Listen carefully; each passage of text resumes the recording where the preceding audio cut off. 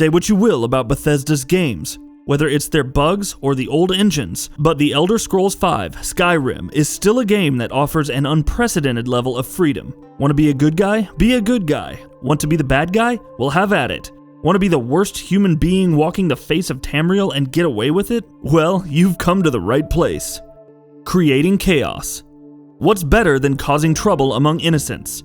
Triggering full-scale riots, that's what. While it's possible to see NPCs bicker when dropping valuable equipment and items on the ground, the real fun is in Riften. Just head there, pickpocket someone, and watch the chaos unfold. You could drop some armor on the ground there as well, just for good measure. Join the Dark Brotherhood. Joining the Dark Brotherhood, an elite group of assassins, could be considered pretty evil in its own right. The group is open to accepting all kinds of killers, so you'll be in the company of not only deranged humans, but vampires and werewolves. Even the initiation process involves being kidnapped and killing someone in the same room. Killing everyone. When looking for new things to do, why not go the purely evil route and just kill everyone? Make it even tougher by assassinating them, since it adds a bit more spice. Going through the entire world and laying waste to entire towns and cities may be tough, but if you've already beat Skyrim and become all-powerful, then this is your calling. Baiting giants into towns.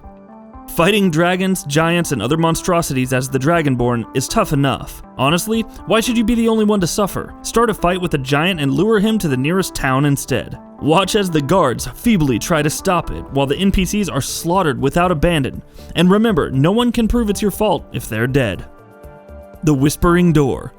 Mephala, the Daedric Princess of Murder, Lies, and More Murder. When taking the Whispering Door quest, the player will encounter Mephala and embark on a quest to recover the Ebony Blade. There's only one problem. The blade needs to be charged. The Blood of Deceit is needed to get it going, which means that you need to start killing your followers. Of course, an easier and probably more evil way to do it is to donate some gold to a beggar. Upon receiving the gift of charity, you can kill him to charge the blade. Become the High King of Skyrim.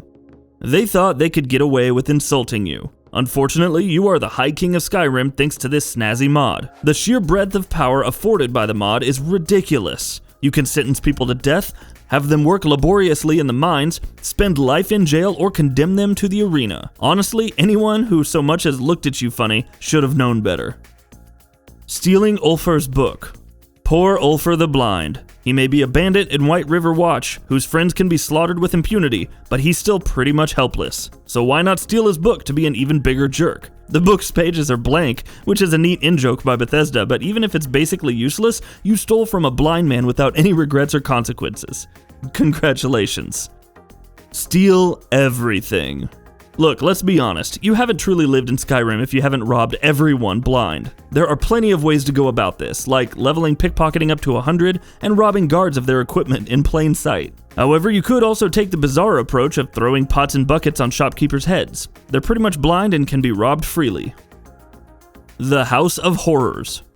When entering Markarth, you'll meet a man named Tyrannus, who's a vigilant of Stendarr. The group is all about taking down vampires, witches, and other creatures that seek to prey on humanity. Tyrannus asks you to check on an abandoned house with him, but upon reaching that house, both of you are given the order to either kill or be killed. Obviously, Tyrannus doesn't want to die, so he attacks you and you kill him in defense. Of course, then you find out that the house is built on an altar of Molag Bol, a Daedric prince. You're tasked with finding Logroth the Willful, a follower of Boethia, who desecrated the altar. Bring him to the house, and then beat him mercilessly with a rusted mace at Bol's behest. Don't worry if he dies, you get another chance. Killing the Mournful Giant. The Mournful Giant isn't really a location in Skyrim, per se. It's more of an unmarked event that could be found east of the Sulphur Ruins or by heading northeast from Mistwatch. There, a giant can be found standing in front of a dead mammoth, mourning its loss. You could murder the giant so he can be together with his dead pal forever. It's not like anyone's gonna persecute you, right? The Jagged Crown Betrayal.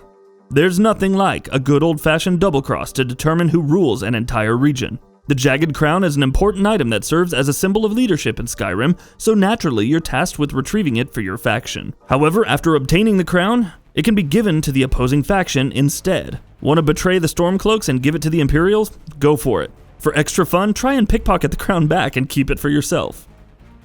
Cannibalism. If being a bloodsucker and turning people over to the dark side isn't your jam, then try the next best thing. Eat them. If you partake in the Taste of Death quest, you'll be able to kill and eat someone before receiving the Ring of Nemira. This lets you feast on human corpses and receive stamina and health along with HP regeneration. And more betrayal. The Daedric princes aren't to be trifled with, or trusted as many of the above quests indicate, but on the other hand, they give sweet loot. If you want Boethiah's ebony mail, then you'd be inclined to do her quest. Essentially, you have to take a trusted ally and sacrifice them. Of course, that ally will come back to life and challenge you to a fight. Win the battle and the armor is yours. Bonus tip, this quest can also be used to charge the ebony blade from Mephalah's quest. Insert something clever about killing two birds with one stone here. And that wraps it up. If you like what we're doing, please consider subscribing to our channel. We upload new videos daily. Also, don't forget to switch on the bell notification icon, that way you don't miss out on any of our videos.